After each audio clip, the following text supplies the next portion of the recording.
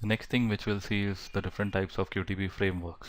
Now these are the different types of frameworks which have been followed since long, and I would say the last one, which is a BPT framework, is one of the new frameworks, but rather the other frameworks have been followed since long time, and it is available for it is done for different versions of QTP. The first one, let's say, is the linear framework. Second is data driven. Third is functional decomposition. Fourth is hybrid. Fifth is keyword driven, and sixth is BPT. So we'll go through each of the framework one by one. But before starting with that, I'll just explain you a basic thing about linear framework, because this framework is generally not used. I mean, it's not that good framework, and therefore I'll just give you a brief idea about what is linear framework. So linear framework is nothing but the codes which you write in a linear way, in a linear fashion. So there is as you have seen in the in individual scripts wherein we write the code in a linear fashion, linear framework is the most basic of the frameworks, and it doesn't have any complexity. You just write the codes in a linear fashion and then execute them. So generally these kind of frameworks are used when there are very few test cases. There's less complexity in the execution. There's least dependencies of one test case with the other, and generally linear framework is not used in real-time scenario, because practically you won't consider them as a framework at all, because that is something which we do even without framework. We write a script linearly, so you cannot call this as a framework. This is something which we do for a normal coding while designing a normal script. Okay, so what I'll do is I will move to the second framework, that is functional decomposition. Now, why it is called functional decomposition? Now, what happens in functional decomposition is you divide your scripts on the basis of the different functions. For example, your test case says that you have to log into Gmail account, okay, or say for example flight reservation system. Now there are three test cases, okay. The first test case says that you have to create an order. Second test case says that you have to update an order, and third test case says that you have to delete an order. So all these test cases will include certain functionality, like for creating order, that is the first test case, you'll have to log into the system. That is the first functionality. Second is creating the order. Third is logging out of the system. Okay, so these three functionalities are attached to the first test case. The second test case will have update order. For that, again you have to log in. That is the first functionality. Second, after you log in, you have to search for the order number. So search order could be the second functionality. Third is after you find the order, you have to update it. So update order is the third functionality, and fourth is log out.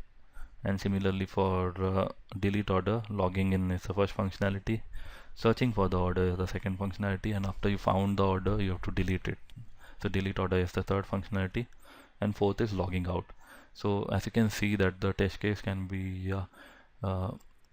divided into different functionalities, and each functionality will represent a function. Okay, like logging into the system will represent a function, searching for an order will represent a function, updating order will represent a function. Likewise, there will be different functions in your scripts. So what you'll do is you'll make the use of function library, and you will call the you'll call the functions in your test cases. For example, for the first test case, you have a script. In that script, what will happen is you will call the function login function, okay, and then you'll write the code for create order, and then after the create order code, you will call the function for logout. So the functions are only created for those modules which are reused many times. Like logging in is reused for different test cases, so we'll have a separate function for that. Whereas logout is also used for different test cases, so we'll save it in a function. Whereas suppose for the first test case, if we see, apart from logging in and logging out, we have a create order functionality, and create order is not used many times, right? In our three test cases, if you see, create order is used only once. So create order will be the main script, and before the create order you'll be calling the logging function, logging in function, and after the create order script you'll be calling the logging out function. Okay, so this was just an overview about functional decomposition framework.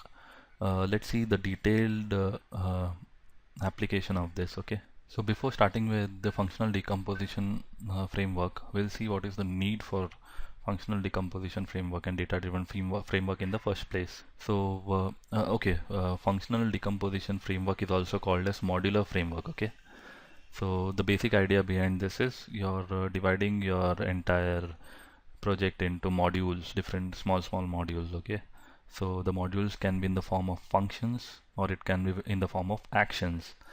Both are reusable. Even the actions are reusable, even the functions are reusable. So this is how you're dividing your test case, or you can say your project, into small modules, and that's why it is also called as modular. So okay, let's call it modular now. So let's see why the need for modular and data-driven framework arised in the first place. Now the linear framework had the limitation that the scripts were in linear fashion. That is, there was lack of reusability of the data, as well as lack of reusability of the scripts. Okay, and reusability in the sense, as I said, suppose there are three test cases wherein I told you about the create order, update order, and delete order. So login was involved in all the three test cases, as well as logout. Now in linear designing, what we do is we create different scripts for all the three test cases in a linear fashion. That is, we'll create the script for login, login, create order, logout. So, and again for update order, again we'll be writing the script for login. So what we are doing is we are not reusing the functionalities which could be reused, like login, logout, and other functionalities. So that was one of the disadvantage of using linear framework. That is, the code couldn't be reused. The second limitation of linear framework was the data couldn't be reused. Okay, now for example, I'm using the data, any ID, suppose test, and the password is Mercury, which is the ID password for opening a flight reservation system.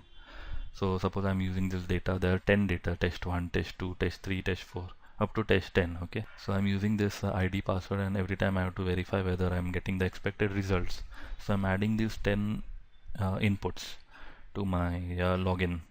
Now in linear framework, what I'm doing is I'm using this data again and again for different scripts. That is, I'll have this data sheet stored for my create order, and for my create order I'll use this this set of 10 data, and again for delete order as well, and as well for update order I'll have different sheets of data, each having the same value. I mean, the 10 data which I used starting from test 1 to test 10, the data will be repeated, but they'll be saved separately. So we are not reusing the data.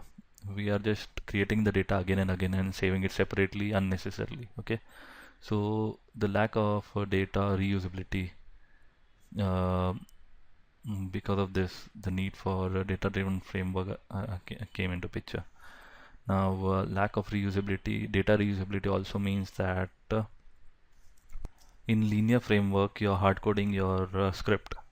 Now, suppose I'm using the values from test 1 to test 10 to log in to my application and perform certain operation. Okay, like create order for 10 IDs starting from test 1 to test 10. So for this 10 IDs, I have to create order. So I'm creating the script for test 1, hard coding the value of test 1, and therefore the script will run only for test 1, but it won't run for other values like test 2 to test 10. So this hard coding was had to be removed, which was present in linear framework. As I said, linear framework itself cannot be called as a framework because everything is in linear fashion. It is hard coded. So what the need arises that this, if we are using the same script, that is creating the order for different data, then we cannot create same 10 scripts for 10 different data. The same set of data can be used for a single script, okay, of creating order, and that's why the different data could be reused. Starting like, say for example, the 10 data in our data set, all the 10 data can be used for a particular script again and again. Okay, so this was the concept of reusability, so which is applied in data driven framework. So what I'll do is I'll start with the modular and data driven framework, and then we'll move forward to the other frameworks, that is keyword framework and hybrid framework, and the last thing which we'll cover is BPT framework. Okay, so a linear framework is something you must have understood. It's nothing but a simple scripting with hard-coded values, and it doesn't follow any much of the guidelines which I told you, and it is normally not implemented in our real-time scenarios. So moving to the modular and the data-driven framework. So let's start with modular framework.